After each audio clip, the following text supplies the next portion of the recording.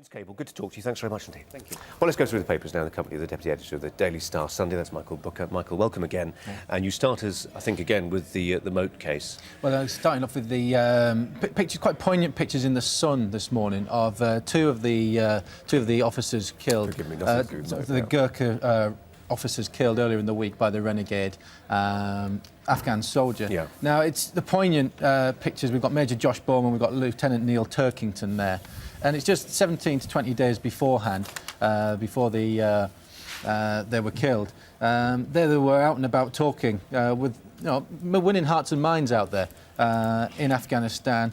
And it's just sad now that this has happened. And again, it kind of, it's gone against all of the Afghan people, really, this. And just the actions of one person, one renegade, who is being sought at the moment. And it can almost ruin all the good work that's been done. What must be incredibly hard for the guys out there, I know some of them watch these Sky News, they're going out on patrol.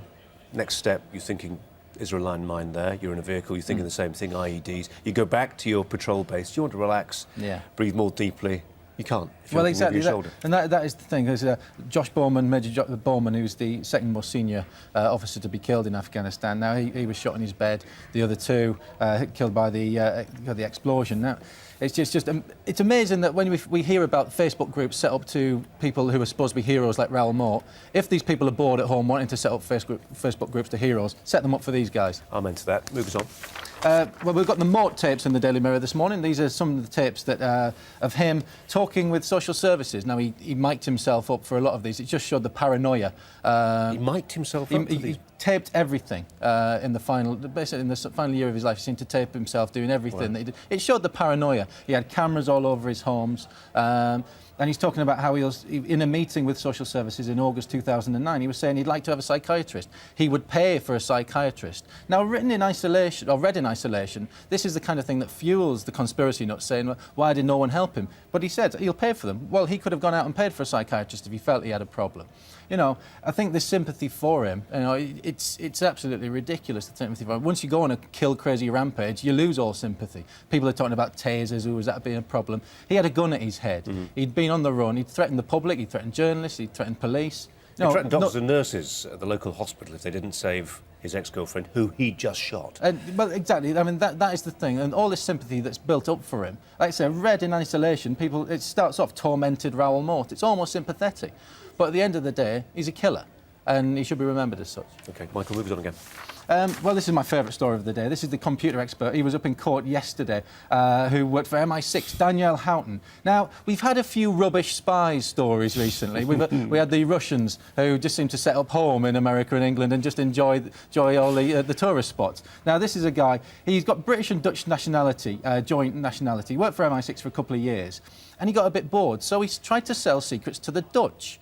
Now, he agreed. The Dutch obviously spoke to our services and said, well, this is happening. They set up a meet, offered him £900,000. He took the bait, and he was trying to give all these thousands of names of MI6 officers. But what was he trying to sell it to the Dutch for? What were they going to do? Were they trying to bribe our men with Edam or clogs or something like that? You just wonder, go to the big guys, go to the Russians, go to the Red Bear, don't go to the Dutch. Now, there's a brilliant picture of him there with the snowman outside his house as well. I think that was his handler, Mr. White, he knew him as, by the looks of it. But it's serious because MI6 fear that they haven't found all of these things that he's downloaded. He's downloaded tapes and things like that with all the names of MI6 officers on there.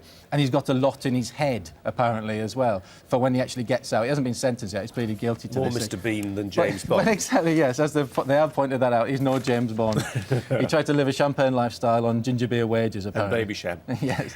George IV, what's this all about? Yes, this is... I think there's a few errant Premier League footballers who might want this. George IV, he had his own secret piece of elegant furniture, in which this was in the Duchess of Devonshire's house. This isn't going to be a naughty story, is it? This is not a naughty story, no. Okay. Well, he may have got up to naughtiness after it. But this is... he had this cupboard in a house, and if he fiddled with a bearded man who was on the doorknob, it opened up, went into a secret bathroom, which then gave him access to his lover's bedroom back in the olden days. Now, this is up for sale for £80,000 now. We can buy... It is a snippet. It's a bit of history. This is the old Prince of Wales. You can buy it too. You can also buy a dual-purpose piece of furniture from the yellow bedroom, which was a 4 chest of drawers, which again he could. Who's flogging all this stuff? He could rendezvous. This is the Devonshires. They're selling all this. Oh, well, they're not short of a few. They're not short of a few quid, but they could do. They're wanting to flog off the old family furniture. And this is a bit of history. It is. Is that it? Is that your lot? And finally, this is the no sympathy to fatties again story. This is the Mirror. It's just there's this whole business about conning fatties out of money or getting money out of fatties anyway. This is a woman who's lost 4 stone after being hypnotised into thinking she had a gastric band. Just eat less, exercise more. She was hypnotised So into she's believing. been hypnotised, Why don't you really. just get a gastric band? Well, exactly. Stop eating. Michael, harsh, but not completely inaccurate. Thanks very much indeed. Michael Booker. You're watching Sunrise on our website at skynews.com. Gerard, thanks very much indeed. Gerard Tubb there. Let's bring you the rest of the day's news. Charlotte's here.